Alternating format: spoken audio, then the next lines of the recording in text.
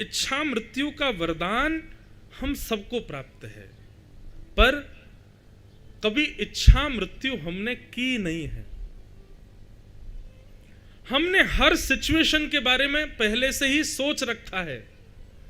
ब्याह होगा तो ऐसे रहेंगे, बच्चे होंगे तो ऐसे रहेंगे, बच्चों को ऐसे स्कूल में पढ़ाएंगे, घर यहां बनाएंगे, घर ऐसा बनाएंगे, इतना धन कमाएंगे, ऐसे रहेंगे। सब कुछ सोच रखा है पहले से। लेकिन हर उस बात को सोच रखा है जो होगी, इस बात का कोई कंफर्मेशन नहीं है। अब आपने सोच रखा है कि मैं तो MBBS लड़की से ब्याह करूंगा, और कब भगवान ना करे ब्याह ही नहीं हुआ तो, जीवन भर कुंवारे रहे तो। आपने सोच लिया कि मेरे 2 पुत्र होंगे, एक का नाम ये रखूंगा, एक, और भगवान ना करे संतान ही नहीं हुई तो। आपने हर उस वस्तु के बारे में एक्सपेक्ट कर रखा है, सोच रखा है, जिसकी प्रोबेबिलिटी 0.1% है। लेकिन जो 100% ट्रुथ है, जिसकी प्रोबेबिलिटी भी नहीं है, वो होगा ही मृत्यु। उसके बारे में कभी नहीं सोचा हमने कि वो कैसी होनी चाहिए। आइए आज की कथा में आपको सिखाते हैं कि मृत्यु कैसे प्राप्त करनी है। भीष्म पितामह: इतना तो कहना स्वामी, जब प्राण तन से निकले। जब प्राण हमारे निकल रहे हो ठाकुर जी, बस इतना कर देना। उस समय क्या हो? गोविंद नाम लेकर जब प्राण तन से निकले।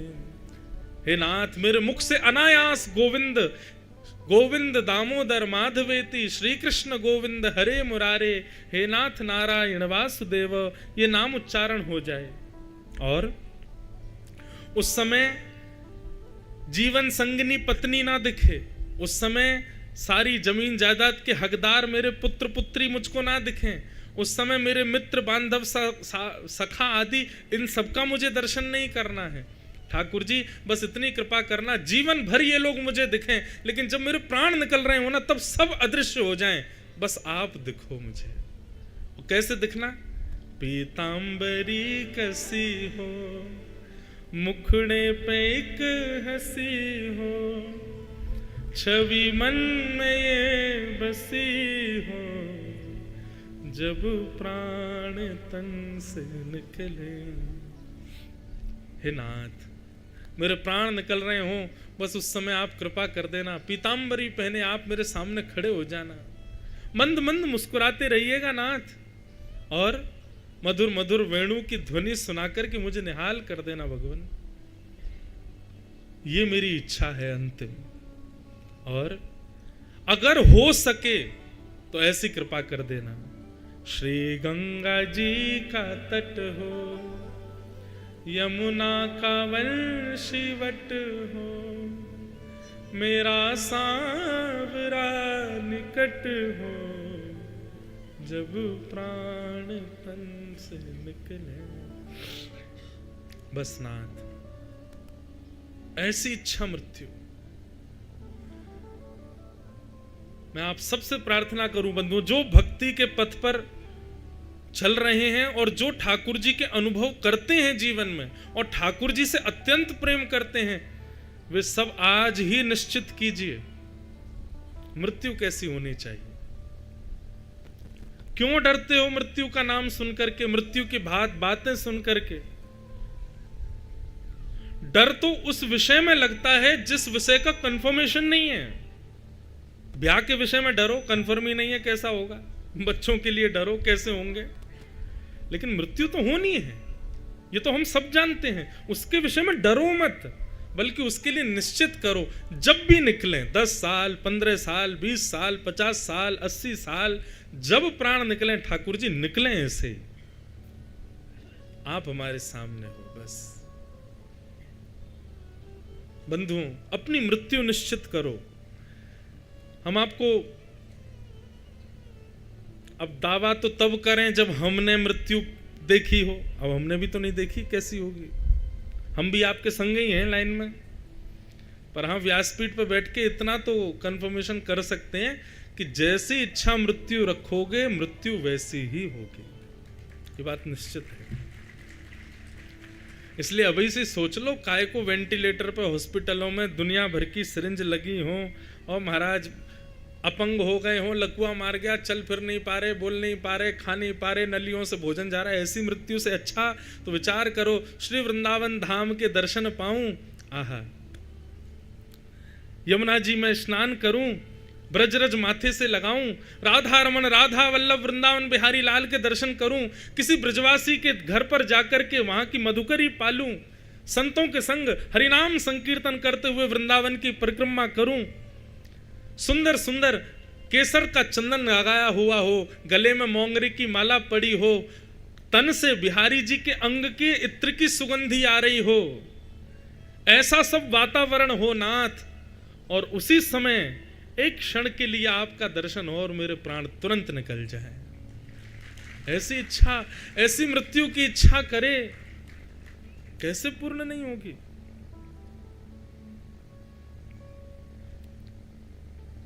रखो तो सही।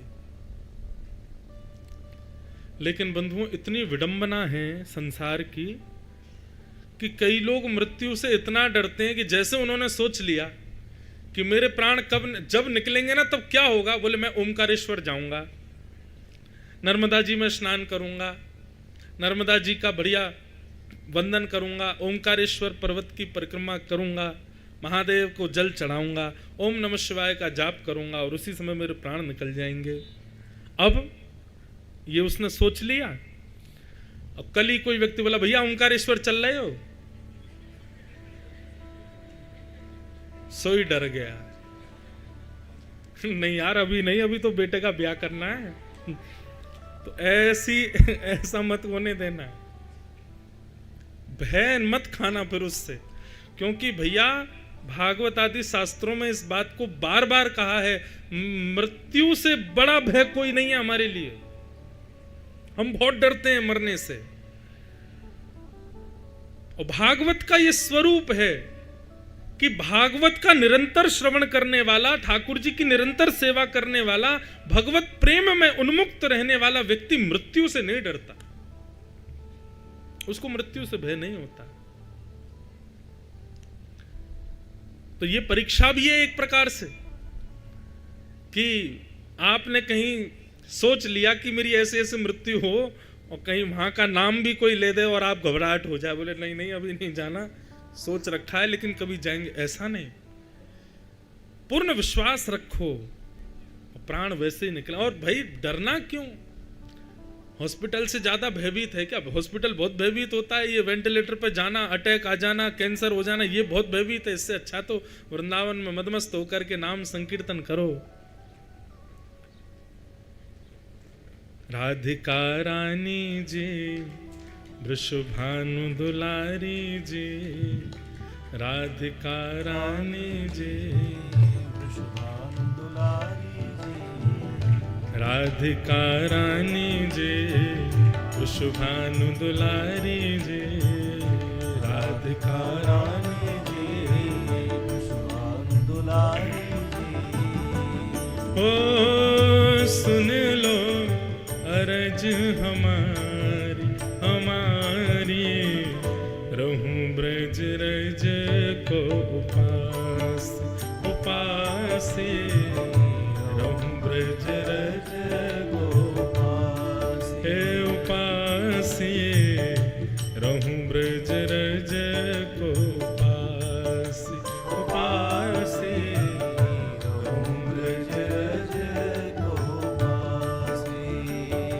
राधिका रानी जी, वृषभानु दुलारी जी, राधिका रानी जी, वृषभानु दुलारी जी, राधिका रानी जी, वृषभानु दुलारी जी, राधिका रानी जी, वृषभानु दुलारी जी। ओ सुन लो अरज हमारी हमारी, रहूं ब्रज रज को पास उपासे रहूं ब्रज रज को पासे। उपासे रहूं ब्रज रज को पासे। उपासी रहूं ब्रज रज को पासी। हे किशोरी जी, आप कृपा करो, ब्रज रज की उपासना मन में प्रकट हो। जब ब्रज के रज के प्रति उपासक बन जाऊं, ब्रजवासीन को सेवक बन जाऊं, ब्रज की उपासना मेरे चित्त में आ जाए, जब जब ब्रज जाऊं तब तब बस यही रट रहे कि बस एक दिन बिहारी जी के सामने, राधा रमन जी के सामने, राधा वल्लभ जी के सामने यमुना जल पान करते भय, ब्रज की रज में लौटते भय मेरे प्राण निकल जाए बस। हे किशोरी जी, एक कृपा कर दो। मंगला उठ यमुना तट जाऊं, मंगला उठ यमुना तट जाऊं, मंगला उठ यमुना तट जाऊं, मंगला उठ यमुना तट जाऊं। श्री राधा वल्लभ के दर्शन पाऊं, राधा वल्लभ के दर्शन पाऊं, प्यारे राधा वल्लभ के दर्शन पाऊं, राधा वल्लभ के दर्शन पाऊं। कृपा अभिलाषी जी, बरसाने वारी जी, कृपा अभिलाषी जी, बरसाने वाली जी।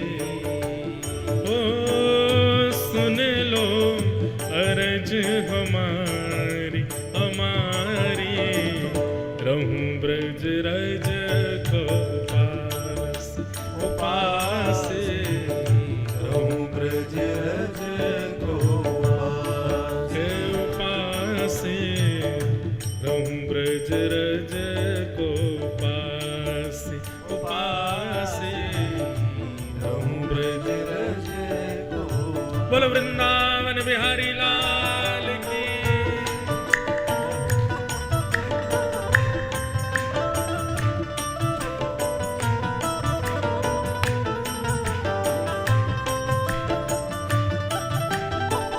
श्री राधा रमण लाल की।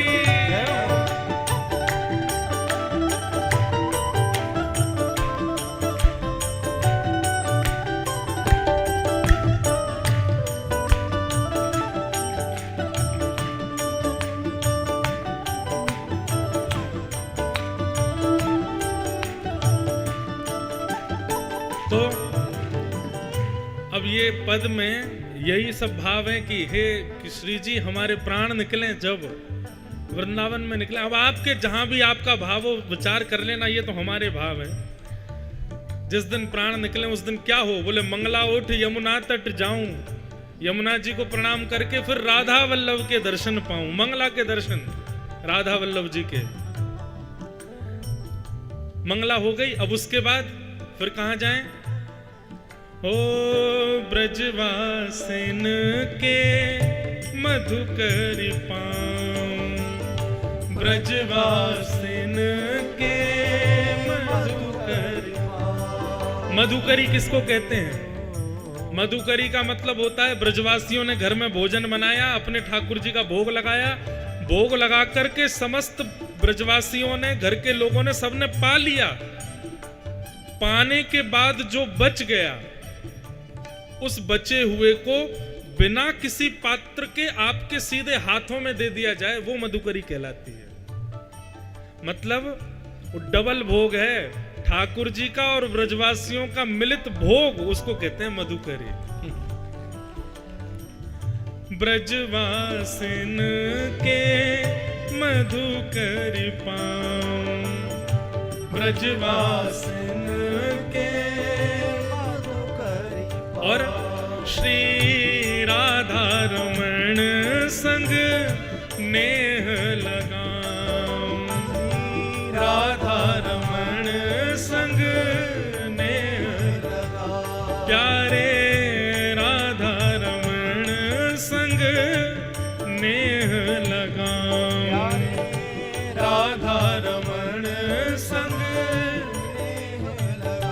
बरसाने वारी जी चरण अभिलाषी जी, बरसाने वारी जी चरण अभिलाषी जी। ओ सुन लो अरज हमारी हमारी, रहूं ब्रज रज को उपास उपास, रहूं ब्रज रज को उपास रहूं ब्रज रज को उपास उपास, रहूं ब्रज रज को। मंगला हो गई। मंगला के बाद राधा वल्लभ जी दर्शन हो गए, ब्रजवासियों की मधुकरी पाली, राधा रमण जी के दर्शन हो गए। अब हो गई शाम। अब क्या चाहिए? रसिक जनन की सेवा पाऊं, रसिक जनन की सेवा पाऊं, हे रसिक जनन की सेवा पाऊं, रसिक जनन की सेवा पाऊं। प्यारे कुंज बिहारी को हृदय बसाऊं, प्यारे कुंज बिहारी को हृदय बसाऊं। ओ प्यारे बांके बिहारी को हृदय बसाऊं, प्यारे बांके बिहारी को हृदय बसाऊं। राधिका रानी जी वृषभानु दुलारी जी, राधिका रानी जी वृषभानु दुलारी जी। ओ सुन लो अर्ज हमारी हमारी, रहूं ब्रज रज को उपास उपास, रहूं ब्रज रज को उपास उपास, रहूं ब्रज रज को उपास उपास, रहूं ब्रज रज को। मन भूल मत जइयो राधा रानी के चरण, मन भूल मत जइयो राधा। सब लोग गाओ। राधा रानी के चरण, श्यामा प्यारी के चरण, राधा रानी के चरण, श्यामा प्यारी के चरण, राधा रानी के चरण, महारानी के चरण, राधा रानी के चरण, महारानी गाओ। के चरण। मन भूल मत जइयो श्यामा प्यारी के चरण, मन भूल मत जइयो श्यामा प्यारी के चरण। मेरे मन भूल मत जइयो राधा रानी के चरण। भूल मत जइयो राधा रानी के क्यों? चरण। वृषभानु की किशोरी वो तो गैया हूते भोरी, वृषभानु की किशोरी वो तो गैया हुए भोरी। ओ वृषभानु की किशोरी वो तो गैया हूते भोरी, वृषभानु की किशोरी वो तो गैया क्यों? हुए भोरी। प्रीत जान के हूँ थोड़ी तो है राखेगी शरण, प्रीत जान के हूँ थोड़ी तो है राखेगी, शरण। प्रीत जान के हूँ थोड़ी तो है राखेगी शरण, प्रीत जान के हूँ थोड़ी तो ये राखेगी शरण। मेरे मन भूल मत जइयो राधा रानी के चरण, मन भूल मत जइयो राधा रानी के चरण। मेरे मन भूल मत जइयो श्यामा प्यारी के चरण। मेरे मन भूल मत जइयो श्यामा प्यारी के चरण। ओ राधा रानी के चरण, महारानी के चरण,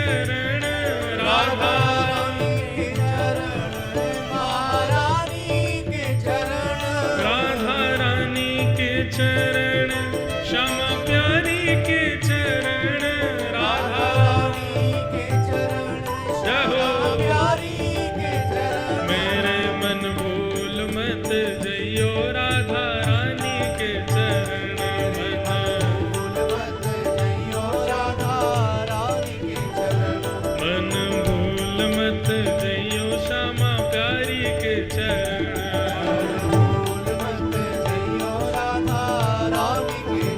मेरे मन भूल मत जइयो राधा रानी के चरण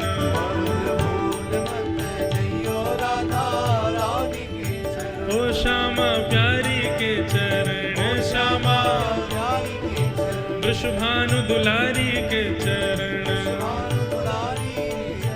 बरसाने वारी के चरण कीरत सुत प्यारी के चरण ओ राधा रानी के चरण ओ महारानी के चरण हरिदास दुलारी के चरण कीरत सुत प्यारी के चरण वृषभानु दुलारी के चरण बरसाने वारी के चरण मिलने वारी के चरण ओ राधा रानी के चरण राधा रानी के चरण ओ श्यामा प्यारी के चरण ओ राधा रानी के चरण जय जय श्री राम।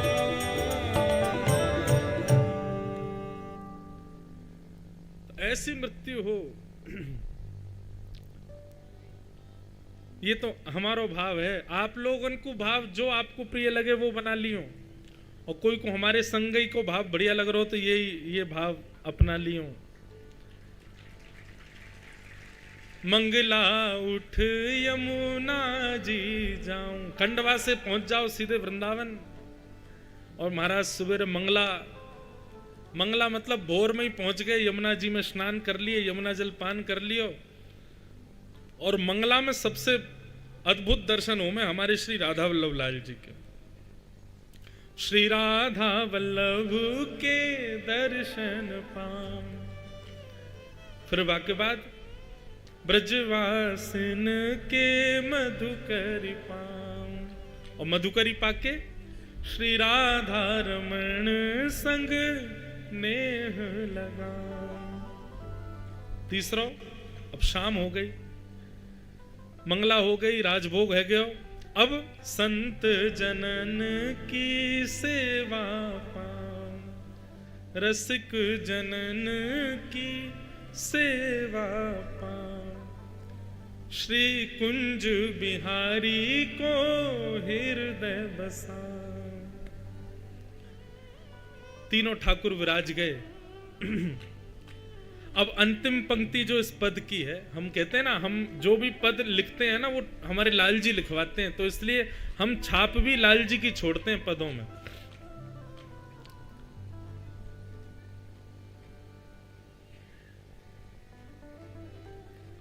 अंतिम पद कैसे? श्री गोवर्धन पर्वत पे राजो। हे श्यामाजू, सवेरे राधा वल्लभ, मध्याह्न में राधा रमन, शाम को बिहारी जी के दर्शन करके फिर हम गोवर्धन आ जाएं। और जब श्री गोवर्धन पर्वत का दर्शन कर, बंधुओं, गोवर्धन श्यामा श्याम के मिलन का एक मुख्य स्थान है, वहीं पर अधिकतर लीलाएं की हैं दोनों युगल सरकार ने। गोवर्धन पर्वत पे राजो। और जब हम गिरिराज जी को दर्शन करें ना, बस प्राण निकलने की घड़ी आने वाली हो, उससे पहले प्यारे गिरधर लाल संग दर्श करा दो। हे श्यामाजू, हमारे लाल जी के गले में गलवैयां डाल के आप गिरिराज जी पर हमको दर्शन दे दो, उसके बाद भले ही हमारे प्राण निकल जाएं। ऐसी मृत्यु के लिए कौन नहीं तरसेगा भैया। भीष्म पितामह के इस प्रसंग से केवल यही सीखिए कि मृत्यु को मातम नहीं, मातम परिवार वाले और संसार वाले करेंगे। हम तो उत्सव मनाते हुए जाएं, हम तो उत्सव करते हुए जाएं।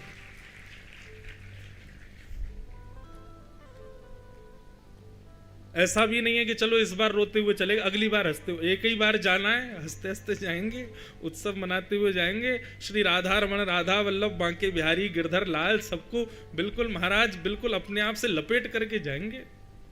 ऐसे थोड़ी जाएंगे। जीवन भर कथा कही, कथा गाई, कथा सुनी, इतने दर्शन किए, इतने संतन की सेवा करी, और फिर मृत्यु कैसी भाई, जैसी सबन की है रही है, तो फिर हम में उनमें अंतर कहाँ है?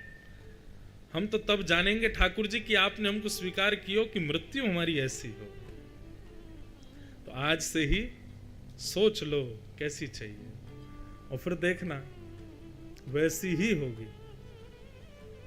इसमें एक फायदा और होगा कि जब वैसी ही मृत्यु होगी ना, तो उस समय ठाकुर जी के संग संग आप व्यास जी को भी याद करोगे कि वही बता के गए थे। तो आप सबके स्मरण से ठाकुर जी पर हमारी इच्छा भी पूरी करेंगे, अंतिम समय की ऐसी ऐसी हो। ये सब भैया प्रेम की बात है। कई लोग तो यहाँ बैठे ही कह रहे होंगे बताओ कैसी बात चल रही है, बताओ मरना मराना सीखा जा रहा है। लेकिन यही है भागवत। मृत्यु को उत्सव जो बनावे वो भक्ति का पथ। जीवन तो उत्सव बन ही जाता है, पर मृत्यु भी उत्सव। बंधुओं, भक्तिमती मीराबाई, गोस्वामी तुलसीदास, जितने भी हमारे खंडवा में विराजमान श्री दादाजी, धुनी वाले दादाजी, इन सबका प्रस्थान उत्सव था। हमारा प्रस्थान उत्सव नहीं है, और वो उत्सव बन जाए तब समझो भक्ति ने हमको रिवर्ट दिया है। हमारी करनी का वो उत्सव बनाना है। भीष्म पितामह बाणों की सैया पर लेटे हैं, प्रतीक्षा कर रहे हैं ठाकुर जी आवें, और इतने में ही पांडवों के समूह को लेकर के द्वारिकाधीश रणभूमि में प्रकट हो गए। आहा, जैसे ही ठाकुर जी के कटाक्ष नेत्र, सांवला सलोना स्वरूप, त्रिभंग लली श्याम सुंदर को अपनी ओर आते हुए देखा, भीष्म पितामह आनंदित हो गए। और पहले तो पांडवों को ज्ञान उपदेश किया पितामह ने, और ज्ञान उपदेश के पश्चात 5 प्रकार के धर्म बताए भीष्म पितामह ने। दान धर्मान, राज धर्मान, मोक्ष धर्मान, विभागस, स्त्री धर्मान, भगवत धर्मान, समास व्यास योगितः। 5 प्रकार के धर्म हैं। सबसे पहला दान धर्म। दान के विषय में बताया कि भाई कुपात्र दानाच्च भवेत् दरिद्रम, कभी भी किसी कुपात्र को दान मत दीजिए। कोई आपके पीछे पड़ जाता है, बोले भैया तेरे बालक सुखी रहेंगे, तू सदा राज करेगा, इतना दे जा, इतना दे जा, ऐसे ऐसे कहते हैं लोग। ये तो और जगहों पर तो लोग आशीष के रूप में कहते हैं तेरा परिवार फलेगा भलेगा, भैया हमको कछु दे जा। भगवान करे संसार के समस्त भिक्षुक जो हैं सब संपन्न हो जाएं, किसी के मन में ऐसी भावना ना आवे मांगने की। हमारे ब्रज में लेकिन विचित्र है। हमारे ब्रज में क्या कहते हैं पता है? 10 रुपया दे जा, नहीं तो आगे चल के तेरी टांग टूट जाएगी। गोवर्धन में परिक्रमा दे रहे, अब परिक्रमा देते देते अब एक छोटा सा ही मेरे पीछे पड़ गया। मैंने उसको 1-2 रुपया दे दिए, बोले नहीं इतने 20 रुपया दो, चाय पीऊंगो। अब ब्रज के ब्रजवासी हैं। मैंने कि दे तो दिए, अब काय को मांग रहा है?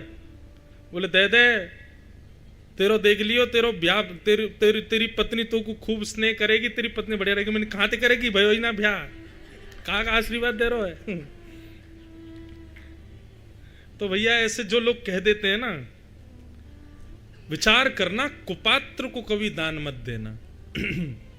क्योंकि शास्त्र आज्ञा करते हैं कुपात्र दानाच्च भवेत् दरिद्रम। आपने किसी कुपात्र को, कुपात्र मतलब आपने किसी को कुछ दिया, दान किया, और उस व्यक्ति ने आपके द्वारा प्राप्त की गई वस्तु का दुरुपयोग किया, तो उसका दोष आपको लगेगा।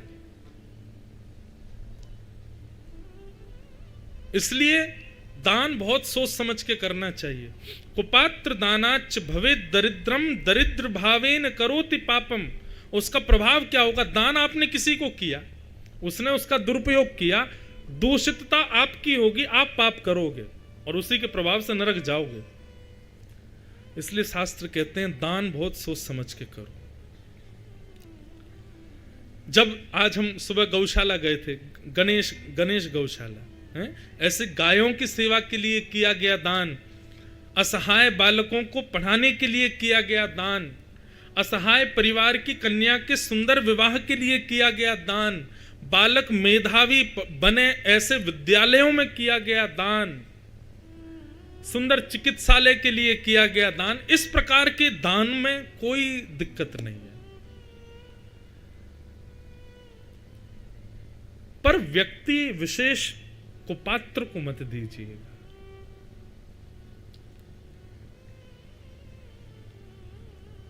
क्योंकि कुपात्र को दान देने से आपकी स्थिति खराब होगी। कुपात्र दानाच भवेत् दरिद्रम।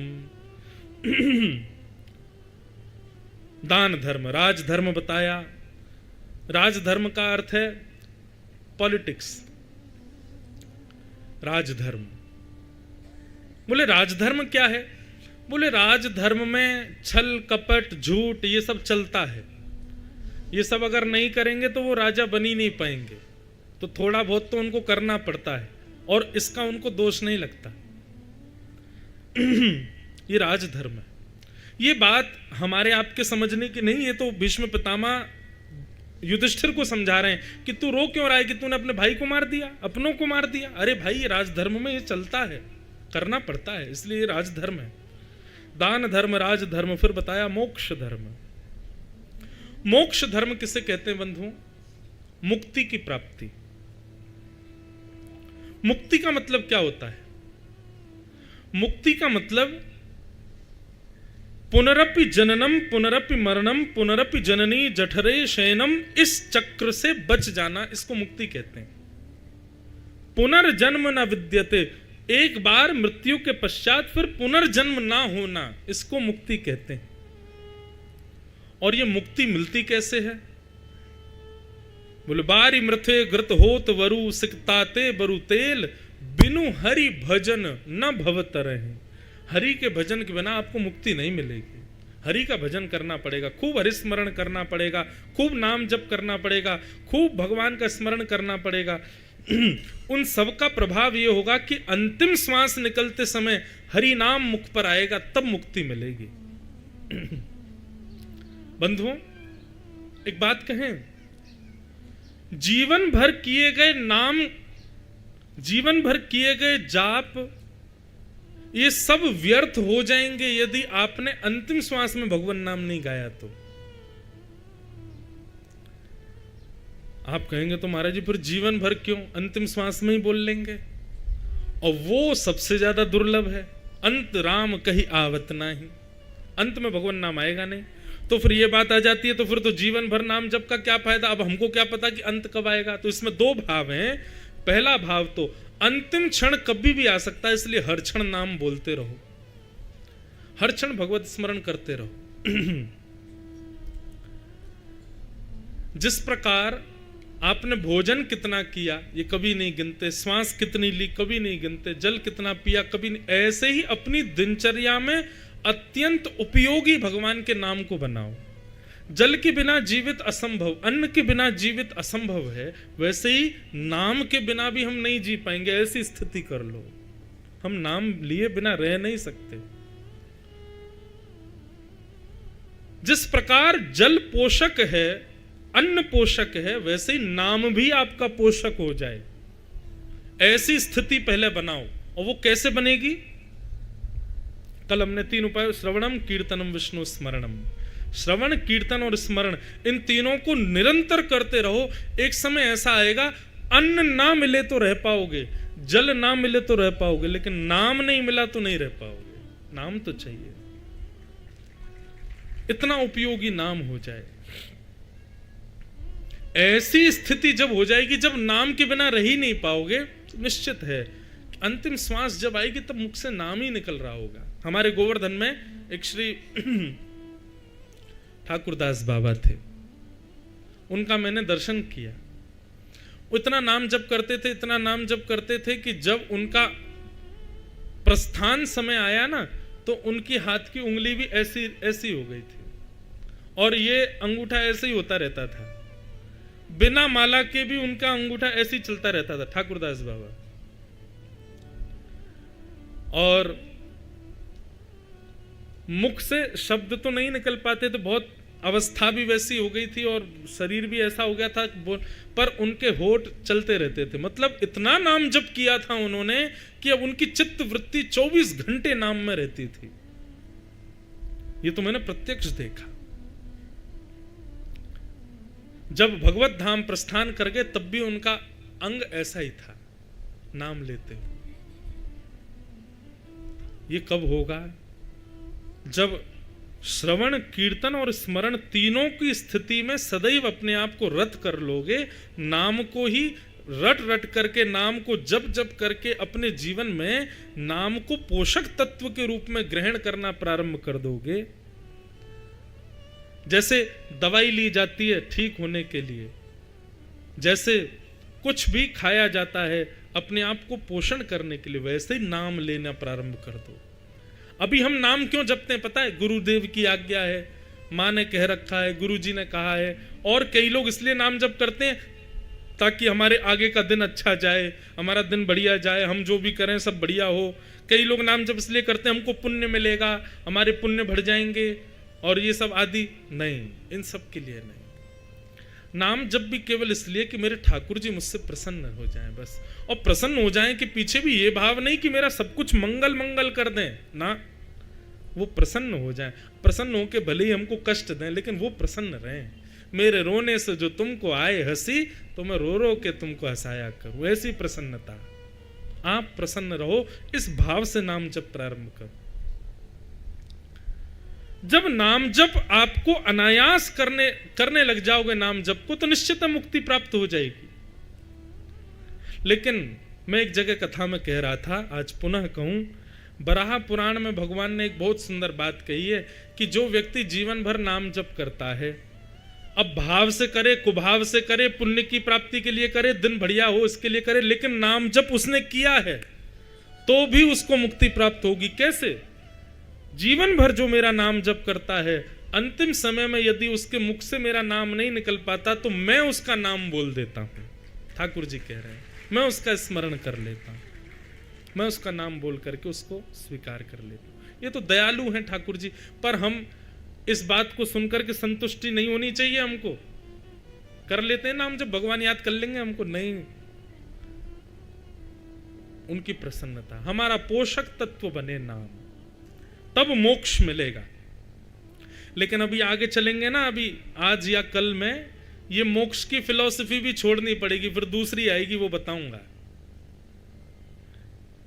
तो दान धर्म, राज धर्म, मोक्ष धर्म, और फिर आया स्त्री धर्म।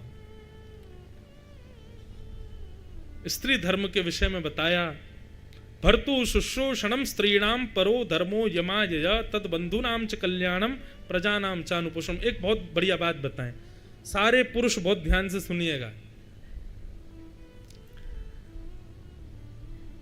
भाई लोग जितना नाम जप करेंगे, भाई लोग जितनी तीर्थ यात्रा करेंगे, भाई लोग, हमारे भाई बंधु लोग जितना नर्मदा गंगा यमुना स्नान करेंगे, तो नाम जप, तीर्थ यात्रा, गंगा यमुना आदि पवित्र नदियों के स्नान अनुष्ठान से जो हम भाइयों को पुण्य मिलेगा, वो पुण्य माताओं को केवल अपने पति और परिवार का ध्यान रखने से मिल जाता है।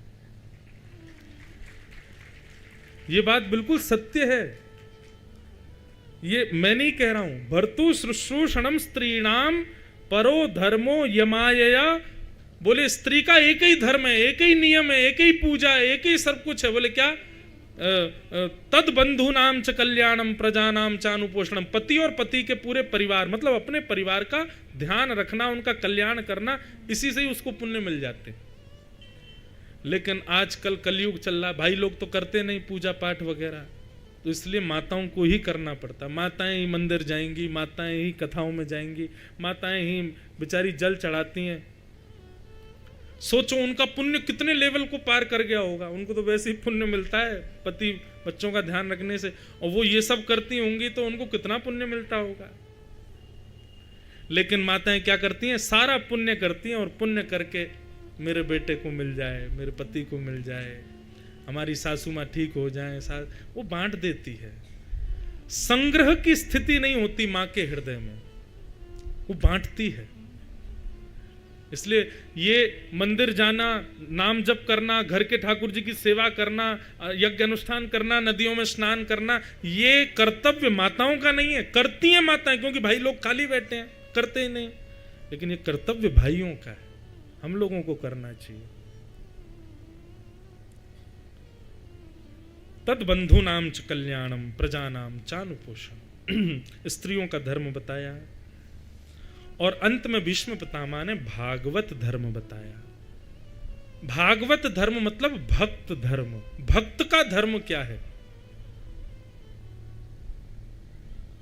कायेन वाचा मनसेन्द्रियैर्वा बुद्ध्यात्मना भानुषित स्वभावात् करोमि यत् सकलं परस्मै नारायणायेति समर्पयेत्।